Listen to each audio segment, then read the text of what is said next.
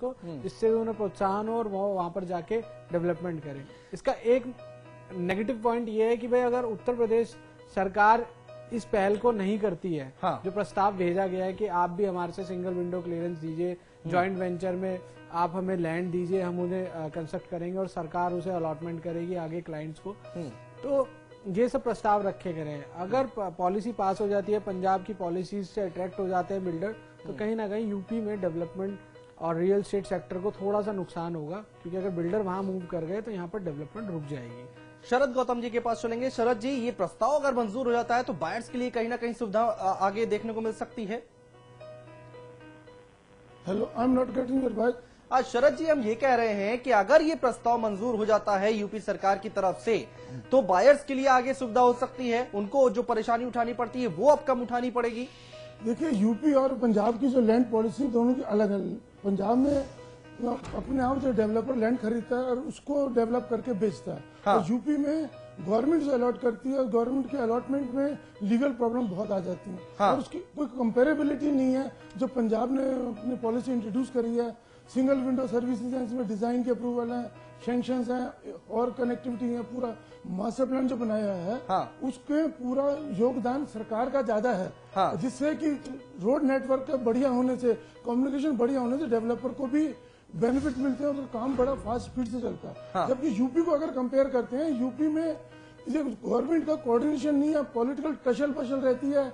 Noida, greater Noida को ले लें, रोज उनके चेयरमैन वाइस और सीईओ बदलते रहते हैं, तो जो डेवलपर की, बिल्डर की लॉबी है वो बहुत भयभीत रहती है।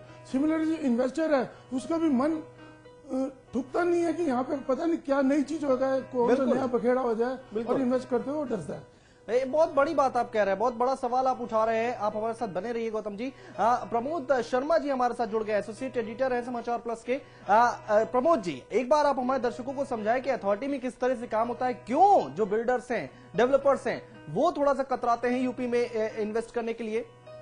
देखिए, यहाँ दिक्कत ये है कि जो बिल्डर यूपी में जो काम कर रहे हैं, जब अथॉरिटी में अपने प्रपोजल देते हैं, तो यहाँ पर पॉलिटिकल प्रेशर इतना ज्यादा रहता है, और अंडर द टेबल जिस तरह से काम होता है, पिछली सरकार में हमने देखा कि एक दो जो खास बिल्डर थे जो सत्ता के नजदीक थे, उनकी फाइलों पर तो वीवीआईपी लिखा होता था, और चाहे जीटीए हो, चाहे नोएडा हो, चाहे ग्रेटर नोएडा अथॉरिटी हो, वहाँ पर उनकी फाइलें बहुत तेजी से आगे बढ़ती थी।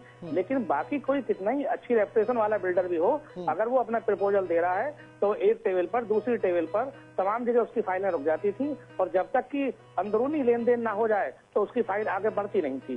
तो इसका नुकसान ये होता है कि बिल्डर को जब रिश्वत देनी पड़ेगी, बिल्डर को जब वहाँ चक्कर लगाना पड़ेगा, तो जो भी खर्चा आएगा आखिरकार वो बायर्स पर ही पड़ता है। और जो अफोर्डेबल हाउस देने का जो कोई भी सरकार सोचती है, तो वो दे नहीं पा रहे हैं यूपी में, और बिल्डर को मजबूरन अपने प्रोजेक्ट की कीमत बढ़ानी पड़ती है, तो वो ज्यादा महंगे फ्लैट हो जाते हैं। तो इसका नुकसान आखिरकार बायर्स को ही भुगतना है। कहीं ना कहीं ये नहीं लगता कि अथॉरिटीज की इसमें कमी है, जो अप्रूवल्स होते हैं उनमें देने में बहुत टाइम लगा देती हैं, खाऊ पीऊ अथॉरिटीज हैं, बिल्डर इस चीज से डरते हैं, और कहीं ना कहीं इसका खामियाजा डेवलपमेंट में पड़ता है। अगर ये सब चीजें चलती रहेंगी, बिल्डर्स परेशान होते रहेंगे, अप्रूवल्स में दिक्कत आती है, जो लैंड एक्विजिशन प्रोसेस है यूपी में, उसकी वजह से ये सब सिस्टम आता है। जैसे पंजाब में फ्री होल्ड लैंड है, अगर फार्मर बेचना चाहता है तो वो बेचे बिल्डर को, अदरवाइज उसमें कोई इशू ही नहीं है। यहाँ पर क्या है, लैंड एक्विजिशन होती है, अथॉरिटी अलॉट कर देती है, बाद में किसानों के हंगामे होते हैं, कोर्ट में केसेस चलते हैं, उसका खामियाजा सिर्फ भुगतना कस्टमर को पड़ता है जाके। जो कंज्यूमर है, बिल्डर तो भुगतता ही भुगतता है, वो तो ट्रेडिंग बिजनेस करने के लिए आया है, साथ में बाद में दिक्कत जो है वो लाखों बायर जो है, चाहे नोएडा एक्सटेंशन की बात कर लो, नोएडा की बात कर लो, तो अथॉरिटीज की क्या कमियां हैं इनमें? जी बिल्कुल, आप सही कह रहे हैं सौरभ जी। इसमें अथॉरिटी में तमाम जो व्यवस्था बनाई गई है, वो वहाँ पर कमियां हैं। बिल्डर को हमें पंजाब में जैसे पहल करी है सिंगल विंडो वाली, इस तरह अगर हम यहाँ सुविधा दे देंगे गाजियाबाद में, नोएडा में, आप देखें आज नोएडा और ग्रेटर नोएडा का जितना भी डेवलपमेंट है, ये सरकार के भरोसे नहीं हुआ है। तमाम बिल्डरों ने यहाँ पर अपने प्रोजेक्ट लाए हैं और तमाम उन्होंने विकास किया है, लेकिन सवाल फिर वही लौट के आता है कि क्या कुछ खास बिल्डर जो सरकार की पसंद के हैं, या सत्ता के केंद्र में जो लोग बैठे हैं उनकी पसंद के जो बिल्डर हैं वही डेवलपमेंट करेंगे, या बाकी जो और बिल्डर हैं तमाम, जो वास्तव में अफोर्डेबल हाउस दे सकते हैं, जो सरकार नहीं दे पा रही है। यहाँ बायर्स जो परेशान है, दिल्ली एनसीआर में नौकरी पेशा लोग हैं, वो मकान खरीद नहीं सकते, 2 फ्लैट का भी अगर उनको 2 कमरे का फ्लैट उनको खरीदना है तो 50 लाख से ऊपर कीमत पहुंच गई है। तो ऐसे में ये जरूरी है कि इसको जो है नीतियों को ऐसा बनाया जाए, बिल्डरों को सहूलियत दी जाए और अथॉरिटी में कामकाज बिल्कुल सिंगल विंडो खिड़की पर काम होना चाहिए। प्रमोद जी, गाजियाबाद डेवलपमेंट अथॉरिटी की बात करें तो गाजियाबाद में इतना विकास क्यों नहीं हो पा रहा, जबकि वहाँ पर इतने बिल्डर आए हैं? क्या कमी है कि बिल्डर गाजियाबाद में काम करना नहीं चाहते? क्या जीडीए की इसमें क्या कमियां रही हैं?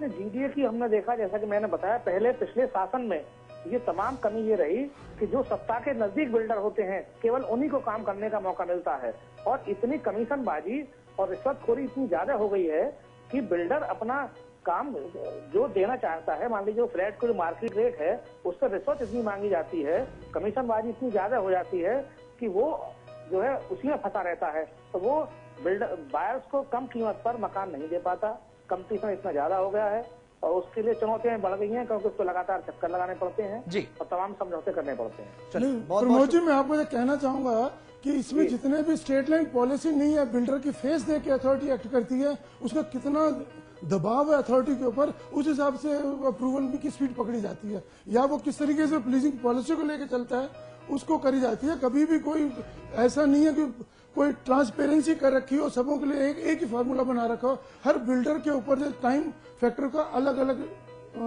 चीजें बना रखी है। नहीं, ये बिल्कुल आप बिल्कुल ठीक कह रहे हैं, लेकिन मेरा फिर वही कहना है कि जो लैंड जो अधिग्रहण का मामला है, जो तमाम चीजें हैं उसमें बड़ी दिक्कतें हैं। अगर ये सरकार या अथॉरिटी बिल्डरों को लैंड अधिग्रहण करके खुद दे देगी तो उनको काम करने में सहूलियत रहेगी। बिल्कुल, केवल हाईटेक सिटी या जो दूसरी टाउनशिप जो आई है उसके अलावा बाकी जगह तमाम दिक्कतें हैं। चलिए प्रमोद शर्मा जी, बहुत बहुत शुक्रिया हमारे साथ जुड़ने के लिए और तमाम बातचीत करने के लिए। शरद गौतम जी, यहाँ पर क्रेडाई प्रस्ताव तो दे रही है, लेकिन इस तरह की जो खामियां हैं गौतम साहब, वो कैसे दूर होंगी? कितना भी कर लीजिए, लेकिन डेवलपमेंट का काम उत्तर प्रदेश की अगर बात करें तो कैसे होगा? शरद गौतम जी, सुन पा रहे हैं आप हम? जो बिल्डर के साथ दो एक्टिविटीज है, तो लैंड पॉलिसी है और एक कंस्ट्रक्शन के लिए, सैंक्शन प्लान के लिए और मटेरियल के रिसोर्सेज के लिए।